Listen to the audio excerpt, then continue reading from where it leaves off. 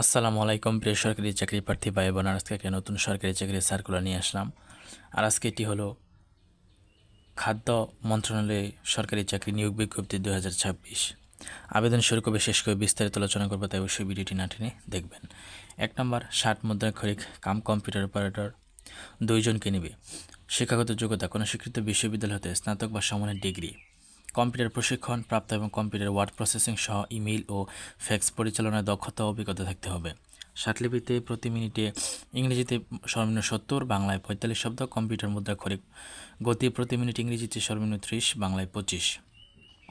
2 নম্বর office সহকারী cum computer মুদ্রাক্ষরিক 1 জনকে নিবে। কোনো স্বীকৃত বোর্ড হইতে উচ্চ মাধ্যমিক সার্টিফিকেট বা সমমানের পরীক্ষা উত্তীর্ণ, কম্পিউটার প্রশিক্ষণপ্রাপ্ত ও কম্পিউটার ওয়ার্ড প্রসেসিং সহ ইমেইল ও ফ্যাক্স পরিচালনার দক্ষতা, কম্পিউটার মুদ্রাক্ষরিক প্রতি মিনিট ইংরেজিতে 20 এবং বাংলায় 20। তারপর হচ্ছে অফিস সহায়ক 15 জন, সবচেয়ে বেশি পদ। কোনো স্বীকৃত বোর্ড হতে মাধ্যমিক স্কুল সার্টিফিকেট বা এসএসসি পাস হলেই হবে, কোনো অভিজ্ঞতার দরকার নেই। তাই এখানে আপনারা সকলে আবেদন করার চেষ্টা করবেন। বয়সসীমা 18 থেকে 32 বছর, 1 জুন 2026 খ্রিস্টাব্দ তারিখে। 1 থেকে 2 নিম্নলিখিত পদের বিভাগীয় ক্ষেত্রে বয়সসীমা সর্বোচ্চ 40 বছর পর্যন্ত শিথিলযোগ্য হবে। আচ্ছা, তারপর আপনার আরও কিছু এখানে দেওয়া আছে, আপনারা পড়ে নেবেন, এটা আমি বললাম না। তারপর হচ্ছে আপনার আবেদনপত্র পূরণ সংক্রান্ত শর্তাবলী। ওয়েবসাইটে কিন্তু আবেদন পূরণ করতে হবে সব কিছু দিয়ে। আচ্ছা, তো টাকা কত লাগবে? 1 থেকে 2 নং ক্রমিকের জন্য 112 টাকা, আর বাকিটার জন্য 56 টাকা কিন্তু লাগবে। ঠিক আছে, SMS কীভাবে করবেন দেওয়া আছে, প্রথম SMS, দ্বিতীয় SMS, এগুলো পড়ে নেবেন আপনারা। প্রার্থীর যোগ্যতা যাচাই। প্রার্থী কর্তৃক প্রদত্ত কোনো তথ্য কাগজপত্র জাল বা মিথ্যা প্রমাণিত হলে কিংবা পরীক্ষা নকল বা অসৎ অবলম্বন করলে সংশ্লিষ্ট প্রার্থীর প্রার্থিতা বাতিল করা হবে, তার বিরুদ্ধে যথাযথ আইনানুগ ব্যবস্থা গ্রহণ করা হবে।